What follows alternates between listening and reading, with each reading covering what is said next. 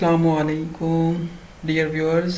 आज बहुत ही इम्पोर्टेंट और बहुत ही अहम पोर्शन वन पेपर एमसीक्यूज़ का एवरीडे साइंस, क्योंकि मोस्टली जो बच्चे वन पेपर दे रहे होते हैं उनका बैकग्राउंड या तो जनरल साइंसेस से में होता है, और एवरीडे साइंसेस में जो ज़्यादातर क्वेश्चन आते हैं वो रिलेटेड होते हैं मेडिकल, केमिस्ट्री, फिज़िक्स से। तो ये पोर्शन उन बच्चों के लिए जिनका साइंस बैकग्राउंड नहीं होता तो उनके लिए काफ़ी टफ होते हैं। तो मैंने 2022 में आने वाले जितने भी जनरल साइंस के एवरीडे साइंसेस के एमसीक्यूज थे वो सारे एक ही वीडियो में आप लोगों से उसको शेयर करूँगा। तो ये बहुत ही इंपॉर्टेंट है। मिनिस्ट्री ऑफ डिफेंस का आगे पेपर आ रहा है और बहुत ज़्यादा पेपर आ रहे हैं। इसके अलावा फूड का पेपर आ रहा है, तो उसमें ये एमसीक्यूज इनमें से मोस्टली आपको पता रिपीटेड होते हैं एमसीक्यूज। तो प्लीज़ आप FIA का असिस्टेंट डायरेक्टर का जो सीरीज़ 2 अभी आ रही है ये अक्टूबर में, उनमें भी ये MCQs आ सकते हैं। अभी जो FIA के लास्ट मंथ में जुलाई में हुए थे एग्ज़ाम FIA असिस्टेंट डायरेक्टर के, उसमें उसने इन्हीं MCQs में थे, यानी बहुत ज़्यादा केमिस्ट्री रिलेटेड MCQs पूछे हुए थे। तो प्लीज़ थोड़ा सा गौर से देखिएगा। इंशाल्लाह ये इसमें एक्सप्लेन भी करूँगा मैं आपको, ताकि आपको याद करना आसान हो जाए। हम बड़े ही आसान तरीके से इनको फ्यूचर में याद करना भी सीखेंगे, ताकि ये आप जब भी कभी आए इनमें से कोई MCQs, ये 31 जो MCQs हैं, इनमें से कोई भी इनसे रिलेटेड कोई MCQs आ जाए तो हम उसको आसानी से सॉल्व कर सकें। चलिए वीडियो स्टार्ट करते हैं। सबसे पहला जी MCQs है chemical formula for washing soda. Washing soda आपको पता सोडियम कार्बोनेट को कहते हैं। तो सोडियम कार्बोनेट का फार्मूला होता है N2CO3, तो इसको कहते हैं वाशिंग सोडा। तो एक दूसरा सोडा होता है जिसको मीठा सोडा भी हम लोग बोलते हैं, जिसको सोडियम बाई कार्बोनेट कहते हैं, ये NaHCO3, ये होता है बेकिंग सोडा। याद रख लीजिएगा वाशिंग सोडा का फार्मूला NaCO3 है, यानी इसमें H नहीं है, बाई नहीं है, H की वजह से इसको बाई कार्बोनेट कहते हैं। तो वाशिंग सोडा का फार्मूला NaCO3 है। अगर आपसे पूछा जाए बेकिंग सोडा का फार्मूला तो आपने NaHCO3 लगा देना है। तो इसी तरह सोडियम सल्फेट जो डाइहाइड्रेट है, जिसको ग्लैबर साल्ट्स भी कहते हैं, उसका फार्मूला ये होता है। सोडियम क्लोराइड, अगर सिंपल जो हम साल्ट खाते हैं उसका फार्मूला आ जाए तो NaCl। अब देखिए एक MCQ से हमने 4 फ्यूचर प्रिडिक्टेड MCQs भी सॉल्व कर लिए। अगर वाशिंग सोडा हो तो NaCO3, बेकिंग सोडा हो तो NaCHO3, अगर ग्लैबर साल्ट यानी कि सोडियम सल्फेट डाइहाइड्रेट हो तो डेकाहाइड्रेट हो तो ये फार्मूला। अगर सिंपल जो साल्ट हम खाते हैं जिसको हम सोडियम क्लोराइड कहते हैं, उसका NaCl है, सिंपल। तो आगे MCQs 2 को देखते हैं। Chemical formula for washing soda, तो ये वाशिंग सोडा का तो यही था। अब यहाँ पे बेकिंग सोडा बेसिकली, तो बेकिंग सोडा का formula sodium bicarbonate, also known as baking soda. तो यहाँ पे आप प्लीज़ इसको BS यानी कि बेकिंग सोडा करेक्ट कर लीजिएगा। बेकिंग सोडा का ये देखें, ये MCQs दोनों ही चेंज हो गए हैं, एक दफ़ा बेकिंग पूछा, एक दफ़ा वाशिंग सोडा पूछा है।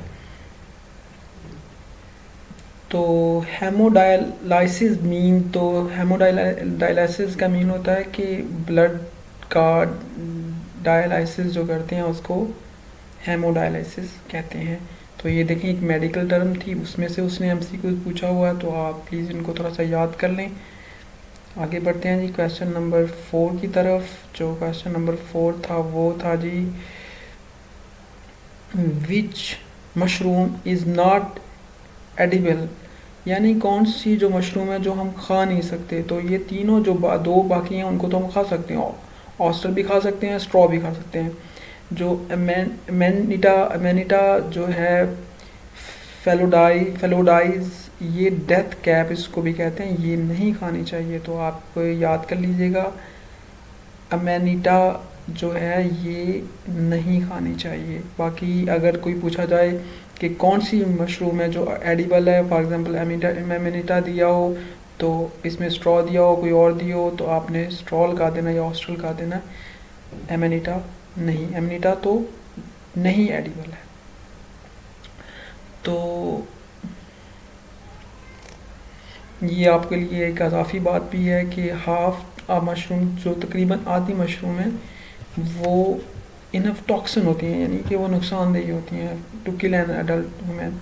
Kidney stones are cause due to, आपको पता है जो किडनी का प्रॉब्लम्स आते हैं, वो पथरी जिसको हम बोलते हैं, गुर्दे की पथरी बोलते हैं, वो कैल्शियम ऑक्सालेट की वजह से होती है। किसकी वजह से? कैल्शियम यानी CA ऑक्सालेट की वजह से। CA जो ये कैल्शियम इसकी वजह से होती है। आप याद कर लीजिएगा, किडनी की स्टोन बेसिकली कैल्शियम ऑक्सालेट की वजह से। Loud speakers voice is increase due to high energy की वजह से, high frequency, high pitch, high. तो लाउड स्पीकर की जो वॉइस है ये is increase due to high energy.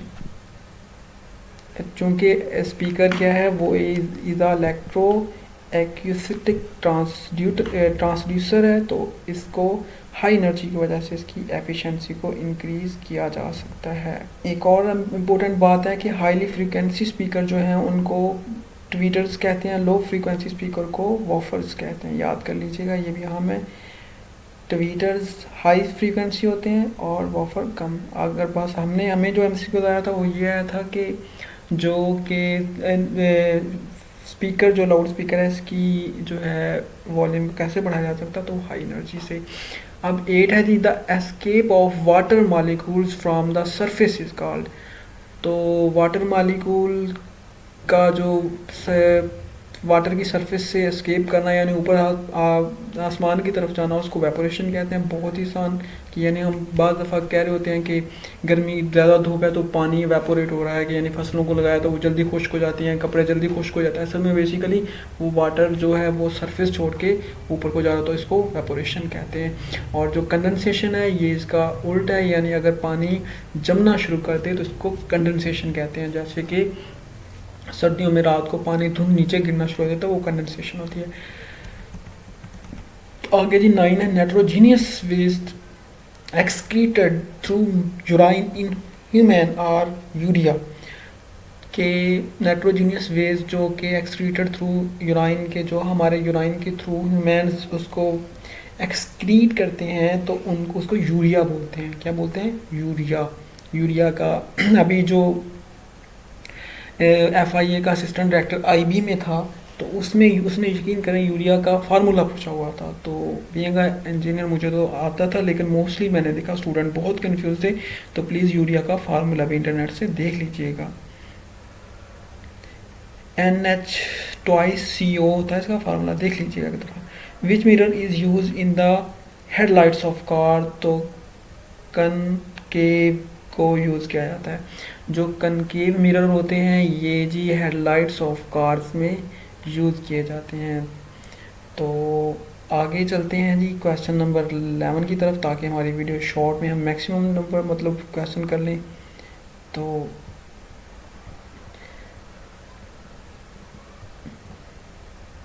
What is the SI unit of temperature, आपको पता है SI यूनिट टेम्परेचर का केल्विन है और सेंटीग्रेड, सेल्सियस, केल्विन स्केल। ये देखें, ये भी तीनों ही टेम्परेचर की यूनिट है, लेकिन आपको पता है ऐसा यूनिट जो सिस्टम इंटरनेशनल में टेम्परेचर को यूनिट दिया गया वो केल्विन है, उसको K से रिप्रेजेंट करते हैं। तो याद कर लीजिएगा, ऐसा यूनिट जो यूनिट तीनों ही ABC तीनों ही टेम्परेचर के केल्विन, लेकिन ऐसा यूनिट है। इलेक्ट्रॉन्स आर डिस्कवर्ड बाय, तो आपको पता है J.J. थॉमसन ने वो एक ट्यूब के अंदर इलेक्ट्रॉन को उसने जज किया था, जब उसने देखा था कि वो फोटोग्राफिक प्लेट्स में से कुछ शुआएँ मतलब जो उसके कलर को धुंधला कर देती हैं। तो ये 9th की फिज़िक्स में है, केमिस्ट्री में। तो वहाँ पे J.J. थॉमसन ही इसके डिस्कवर है। उसने इलेक्ट्रॉन, उसने इन कैथोड रेज को, पहले इनको कैथोड रेज नाम दिया, तो फिर बाद में डिस्कवर हुआ कि यही एक्चुअली इलेक्ट्रॉन है। When the object moves with the speed of light its mass would be, तो उसका मैस इन्फिनिटी हो जाएगा, यानी अब मतलब उसका मास इन्फिनिट हो जाएगा, मतलब लामहदूद जिसको हम बोलते हैं। तो क्वेश्चन नंबर हम 14 की तरफ बढ़ते हैं जी प्यारे दोस्तों। तो क्वेश्चन नंबर 14 है जी, the colour which we see when our eyes are closed. तो एगन ग्राउ इसकी ये कलर होता है जी, एगन ग्राउ। ये हम जब हम सोए होते हैं यानी आंखें बंद करते हैं तो ये हमें नज़र आता है कलर, सॉरी सोए नहीं, जब हम आंखें बंद करते हैं। मर्करी थर्मोमीटर वाज इन्वेंटेड, तो डैनियल गैब्रियल फ़ारेनहाइट ने जी ये डिस्कवर किया था, मरकरी थर्मोमीटर, जो कि इसी की वजह से फ़ारेनहाइट भी टेम्परेचर का यूनिट इसी साइंसदान की वजह से है। तो मरकरी जो थर्मोमीटर है वो डैनियल गैब्रिएल फ़ारेनहाइट ने किया था। 16 है जी, the big bang theory was propose by, तो ये जी बिग बैंग थ्योरी जो थी वो जॉर्ज लेमेटर ने जॉर्ज लेमेटर ने प्रपोज की थी। तो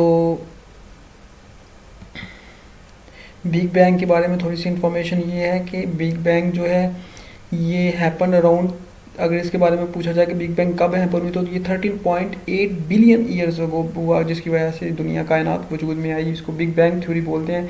अब अर्थ की एज का पूछा जाए तो वो 4.5 है, यानी बिग बैंग तो उसमें यूनिवर्स बनी और पूरी दुनिया यानी कायनात जिसमें तारे, सियारे, समंदर, हर चीज़ है। लेकिन जो अर्थ वाला है ये 4.5 बिलियन है, ये यानी दुनिया में जो ज़िंदगी, इसका वजूद, दुनिया का ज़मीन का वजूद, ये 4.5 है।